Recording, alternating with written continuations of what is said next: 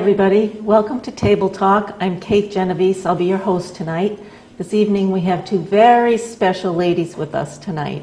Erin Ficacello, did I pronounce that right? Mm-hmm. I did. She's a Woburn resident. She's the mother of two, and she has her own educational consulting firm. And Barbara Spracklin, who is the mother of three. She lives in Burlington. She's a registered nurse, and she works at Bunker Hill Community College.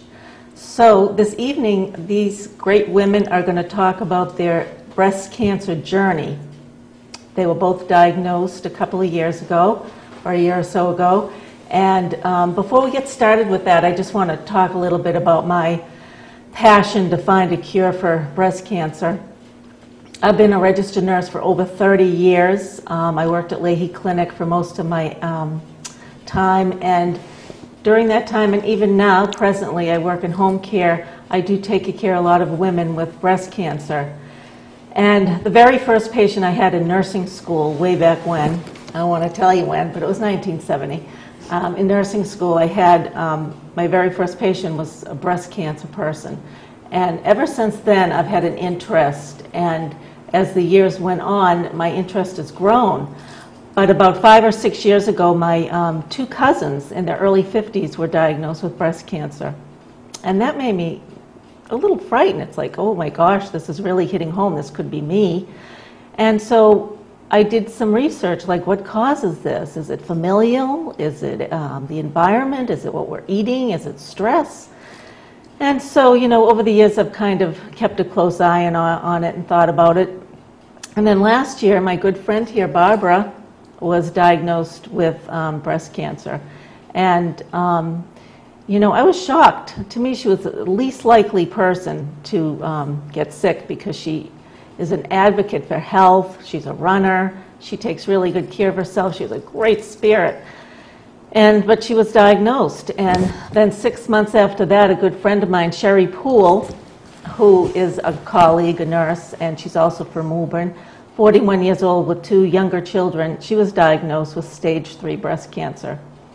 So, you know, suddenly I'm saying, what gives? What's with this? And I'm hoping this program brings some awareness, some education for people. Barbara and Erin have great stories to tell. So with that, I think I'm going to start the program. Who wants to start? Erin can start. Okay, Erin. Thanks, Kate. If you don't mind. And start from I love the story, start from the very beginning. Oh, well, the very beginning of my involvement with anything related to breast cancer goes back to a fundraiser that I attended at the Woburn Elks 4 years ago at this point for a friend of mine from high school, Jill Lasaki. And when we were at this fundraiser, my friend Michelle and I said, you know, we're young, we're 35, and we're at a fundraiser for someone that we know, and you know, she's not the only one from our class that we know of that has breast cancer, and we thought, you know, our friend Christine has cancer, and our friend Carla has already survived cancer and beaten it and is already done with treatment, and that's 3 of us from the class of 87. We're 35, we're young mothers, some of us at this point. Yeah. So we got pretty aggravated and we got pretty, I guess, motivated, and we decided that we wanted to do something. So Michelle and I registered for the Avon Walk for breast cancer, and we did the Avon Walk that year, and we called ourselves the Tanner Tatas, and we walked in honor of my 3 girlfriends. And the next year, when the Avon Walk came around, we had heard of several others. My good friend Suzanne had been diagnosed in that period between the 2 walks. And a friend, you know, reached out who is now living out on the West Coast and said, you know, I don't know if you knew this, but I also had breast cancer. She was 33 at the time. So these names just kept coming out of the woodwork. And by the time we did our second Avon Walk, we were walking for about 9 women, and we had harnessed the power of this crazy city and who knows who, and everyone's kind of interconnected, and we had raised a ton of money for Avon, nearly $75,000 in the 2.5 years or so that we were doing this walk. And then in November of 2008, I found a lump and immediately called my friend Christine and went to her house and sat there and said, this is nothing, right? I mean, this So is it wasn't a mammogram, it was a lump you were just right. doing. I was only 39, so I wouldn't have had my first mammogram until my physician does it at age 40 for the baseline mammogram. So I hadn't had one yet. So I, said, well, it can't be anything. I mean, there's too many of us, and that would just be weird, and it just can't be. But it was. It was. So I was diagnosed December 12th of '08, and I had a double mastectomy and an oophorectomy. I had my ovaries removed, all on the same wonderful day in January, and I started chemo basically the day I could stand up, the beginning of February, and not quite finished, but I have one treatment to go, as a matter of fact, and I finish May 3rd will be my last treatment of about a 16-month run. So tell the viewers, why did they do an oophorectomy, which is removing your ovaries? Right. My particular breast cancer was estrogen driven. There's different markers for breast cancer, and my cancer was ER positive or estrogen positive, progesterone positive, which is another hormone that drives it, as well as HER2/neu positive, which is a certain protein that is in certain breast cancers, which just, depending upon which part of your cancer is positive or negative, HER2, ER, depends what kind of drugs you'll be more likely to be receptive to and which chemo drugs they would use on you based on those stats, that information, that pathology. Right, right. So what are the drugs that they give you to start? And you have them like 3 weeks apart, the adriamycin? And yeah. The first two drugs I was on was adriamycin and Cytoxin, and I had those at the same time every 3 weeks, and I had 4 rounds of that. So every 3 weeks I would go and have those 2 drugs. I'd go home and crash for a couple of days and then feel a little bit better, and then by the time the 3 weeks came along, I was feeling pretty good, and it would be time to go back in. And then once those 4 rounds of chemo were done, they switched the drugs up, and I was on Taxol. Yep. And I was on Taxol for it's supposed to be 12 doses, 12 weeks in a row. But those 12 weeks in a row didn't work out every week for me. I had to skip a week because my counts were really low. I had to skip another week because I was just not in a good place. I just wasn't strong enough to take the drug. So those 12 doses I only ended up successfully getting 11 doses because I just couldn't do any more, and it took me about 14 weeks to do it. So I finished up all that fun Taxol stuff in the end of July.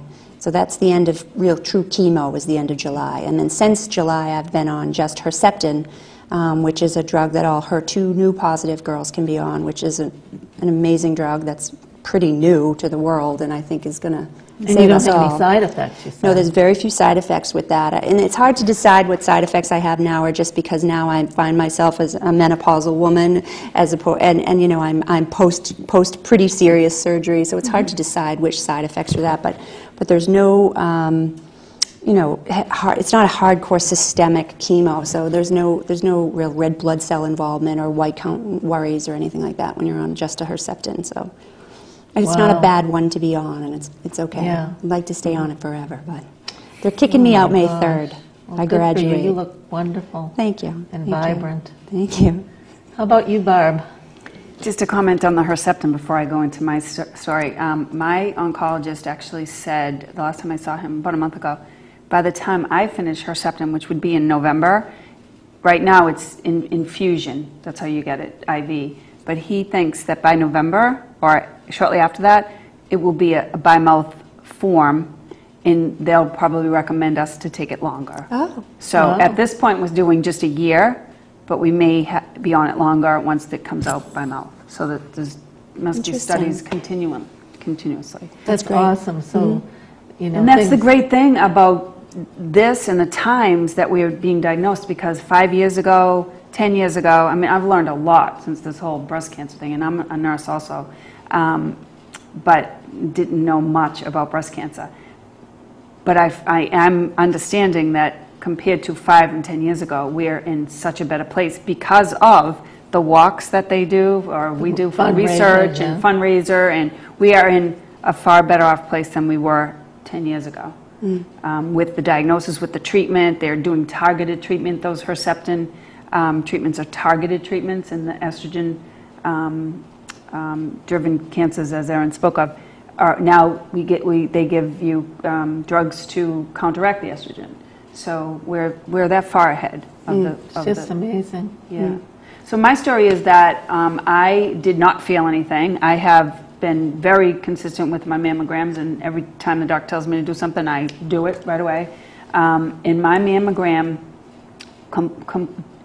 solely was the diagnostic tool for my breast cancer, as it showed just a little calcification that was lined up in such a way, or there was a few calcifications lined up in such a way that was a red flag for breast cancer.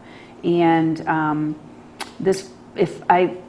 have to say right now that if it wasn't for the mammogram, and they started to see something before 50, so that whole thing about routine mammograms and not having them before 50 is crazy in my eyes, because they wouldn't have flagged me as having something on the mammogram. But anyways, that went on to the biopsy, and I ended up having a lumpectomy with something called a sentinel node biopsy, which they just take 2 nodes out, and one of them was clean, and one of them, meaning no disease, and the other node showed a micrometastasis. So there was something that started to spread that was potential to spread very quickly. So if you didn't do anything, it would have spread. Probably. Correct. So mine was. I am very lucky that they found it on just a mammogram.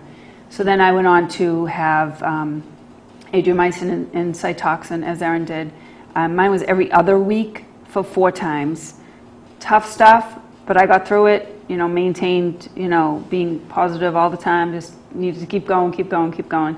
And then I was also on Taxol, and that's when they begin the Herceptin, once you start the Taxol. And the Herceptin goes for a whole year. That's why I continue to be on just the Herceptin until November. And at this point, I am also going to have my ovaries out, but that will be in May. And I go every 3 weeks for the Herceptin, and as you can see, my hair is beginning to blossom. It is. I had a wig until about 2 weeks ago. With no hair too. Thanks, Kate. I had a wig until about 2 weeks ago, and just said, "That's it. I don't need that anymore. I just want to be myself." I always felt like I was not real, like I was hiding something. Fake. Yeah, I was faking, and I feel like I don't like to be like that. Yeah. So anyways, that's my story. Wow. And I feel like now looking back, I kicked and screamed going into the chemo, but I guess I'm pretty thankful that we had those drugs, and also that we have these new target therapy, being the estrogen blockers and the Herceptin. So. I was just out in the West Coast in Oregon, and there's a group of people out there. My sister lives out there, and her being one of these people, they're very naturalists, and they don't believe in even getting mammograms. If they were diagnosed with breast cancer, they would not go this route, the traditional route. They're into her herbs and everything. Like, they have pharmacies there with herbs and all that. It's amazing.